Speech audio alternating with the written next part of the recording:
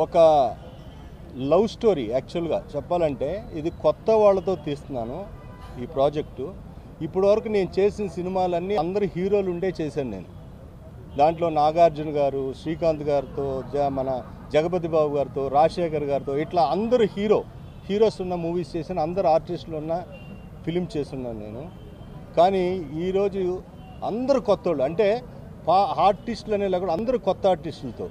అది కాకుండా దీంట్లో ముఖ్యంగా అంటే టెక్నీషియన్స్, డైరెక్టర్సు, రైటర్సు వాళ్ళు కూడా క్యారెక్టర్ ఆర్టిస్టులుగా చేస్తున్నారు.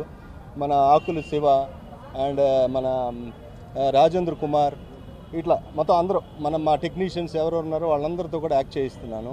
ఇది ఒక డిఫరెంట్ లవ్ స్టోరీ.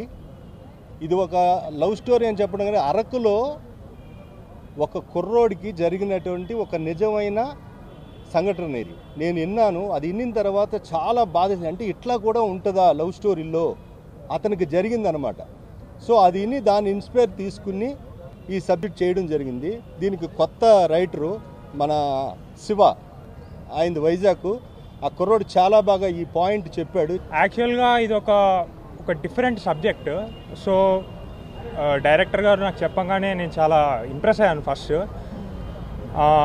యాక్చువల్లీ ఆయన మా డాడీ, బట్ అలా ఎప్పుడు చెప్పుకోకుండా నన్ను పెంచారు. సో తప్పకుండా కష్టపడి ఈ సినిమాని ఒక సక్సెస్కి తీసుకురావడానికి ట్రై చేస్తాను. ఫస్ట్ ఆఫ్ ఆల్ డైరెక్టర్ గారికి అండ్ ప్రొడ్యూసర్ మేడం సావిత్రి గారికి thank you so much. Sir ముందే చెప్పాడు ఈ కొత్త వాళ్ళకి ఇవ్వలేను, భయపడతాను అనేసి. బట్ సార్ మాకు ఇవ్వడం మా బెస్ట్ అనుకుంటున్నాను. సార్ చెప్పినట్లు చేసి బాగా చేస్తామని అనుకుంటున్నాను. అన్ని మెయిన్లీ 3 రీజన్స్ మూవీకి ఒప్పుకోవడానికి. మెయిన్ సార్ గారే. సార్ చాలా పెద్ద మూవీస్ చేశారు. సో సార్ చెప్పిన వెంటనే ఏం ఆలోచించలే, ఓకే చెప్పేశాను. అండ్ స్టోరీ సూపర్, సార్ చెప్పేశారు ముందే. అండ్ మ్యూజిక్ అండ్ రైటర్ గారు చాలా బాగా రాశారు. Please do subscribe. Please subscribe. Please subscribe. Please subscribe to our YouTube channel.